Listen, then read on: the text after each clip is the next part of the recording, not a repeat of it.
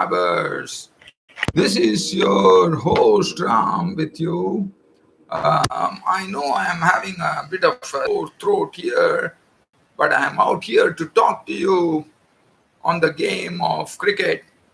And today we are looking at two matches. One is the West Indies versus Sri Lanka. It was the second one day international that happened, and it was, I think, two ODIs that they were going to play. I mean, I'm just going to have a look before I really say something, but it was a comprehensive victory. Sorry, it's a three. Basically, Sri Lanka won the series. Sri Lanka winning the series against the West Indies. Say that the Windies were once again guilty of bowling a bit short. They didn't bowl well. They bowled onto the pads of the Sri Lankan batsmen. They did not learn from their mistake. Their fielding was shoddy. And one has to say that West Indians definitely contributed to their own double here.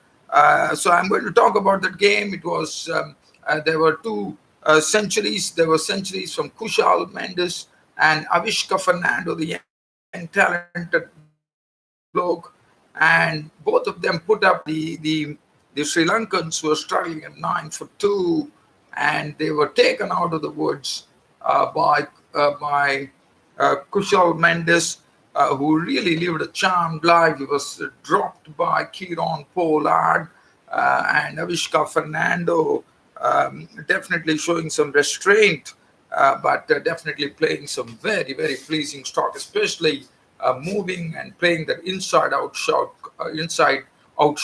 over the top.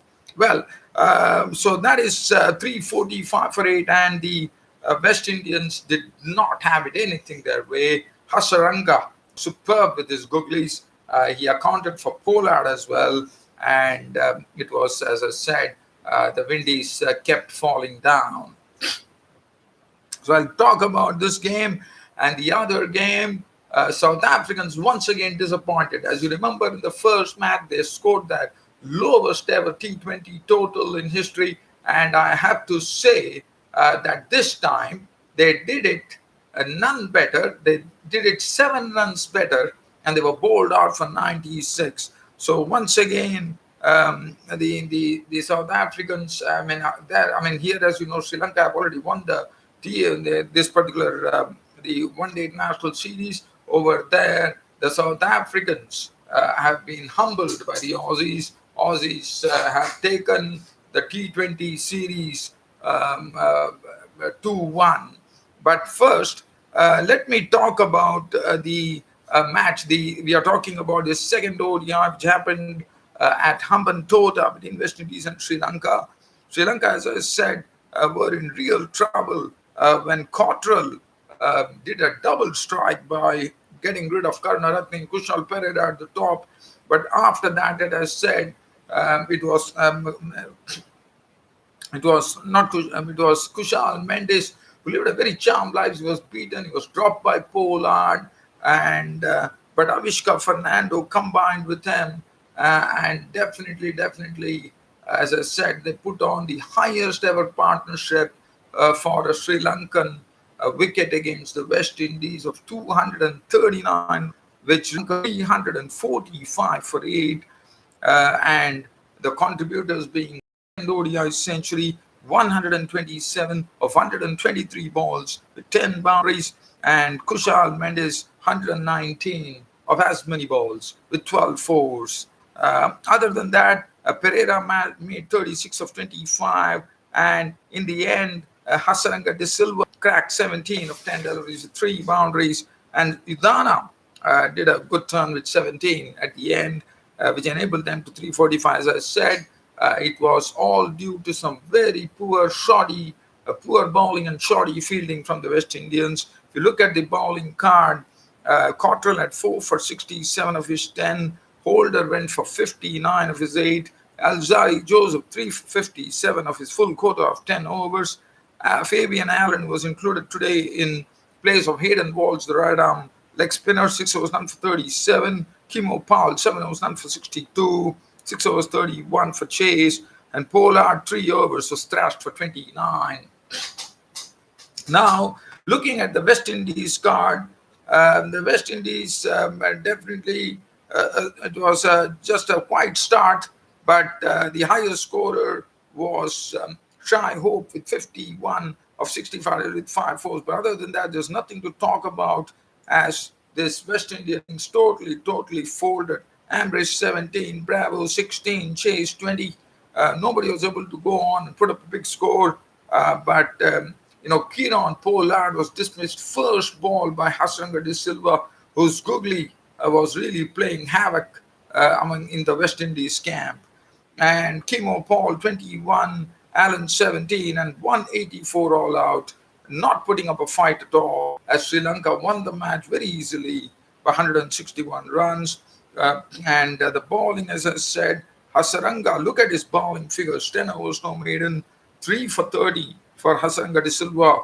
As I said, he bowled his concoction of googlies. Sandakan, 3 for 57, and 2 for 37 for the one. Pradeep Fernando was named player of the match. So definitely, as I said, West Indies were their own contributors to their downfall with poor bowling. I'm sorry, poor bowling and poor fielding. So now we turn the attention, and Kieron Pollard in his post-match press conference readily admitted that West Indies were very bad as well, and he copped it up for the West Indian team. So now we get on to the South Africa versus Australia match. We are talking down in South Africa, but it was not to be. But Australia, they put up a big score on the board. They caught a sort of a very good start from their openers, David Warner and Aaron Finch. David Warner making 57 of 37, 5 fours and 2 sixes, and Aaron Finch 58 of 55, 37 with 6 fours and 1 6.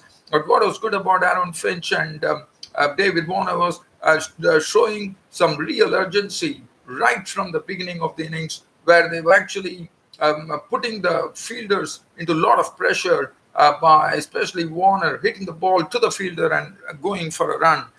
So basically, it was a very good partnership. It was a partnership of 120 runs between both these players.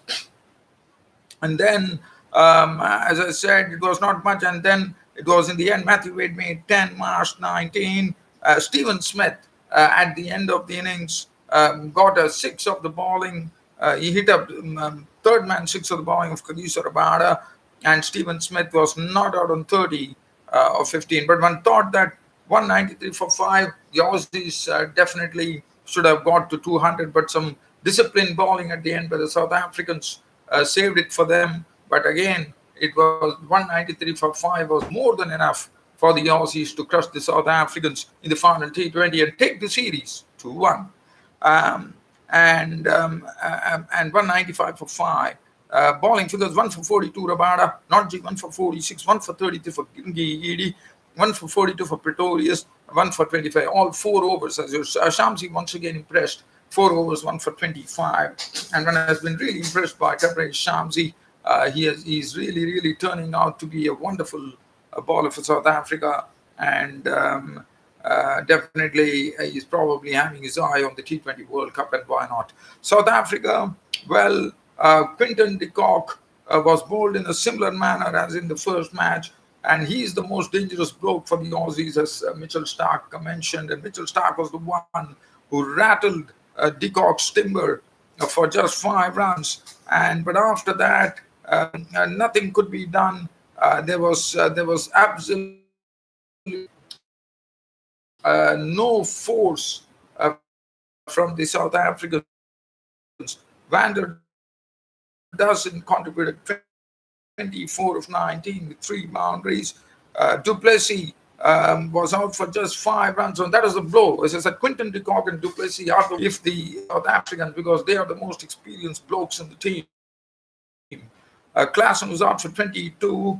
Zampa clean bowled Henrik Klaasen, and Klaasen was trying a switch hit, and Zampa does David Miller made 15. Bijlon has been having a very, I have to say, he has been having a really horrible T20 debut. I mean, 3 matches on the trot he has failed. Probably he's learning. Pretorius 11, and then it was pretty quick work. It was the pacer Stark who started it, and then the spinners Zampa and Agar combined. Agar once again figuring amongst the wickets. 3 for 16 for Ashton Agar. Zampa 2 for 10 of 3 overs. 2 over 17. Cummins 1 for 27. Mitchell Stark at the top 3 for 23. And Mitchell Stark was the man of the match, and Aaron Finch took the man of the series. I have to say that South Africans have really disappointed. I mean, to be all out for 89 and 96 in two T20s really says there is something wrong somewhere. And as I said, Duplessis is another man who has not had his bearings right. He has once again failed.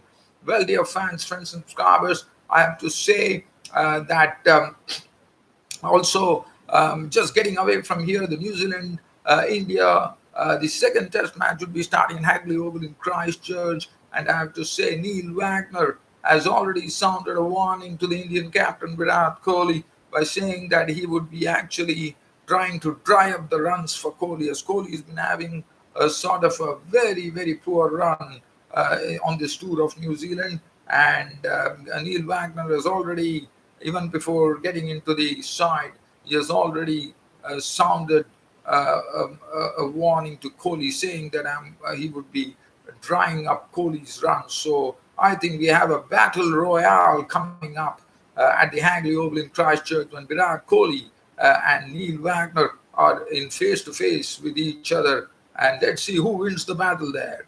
Well, dear fans and subscribers, I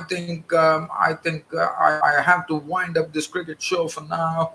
But again, as I said, I will be posting this on Twitter, on my cricket website, www.cricket-status.com. You can visit and have a look at it. And this being said, it's good night from Host Ram Studios. Thank you.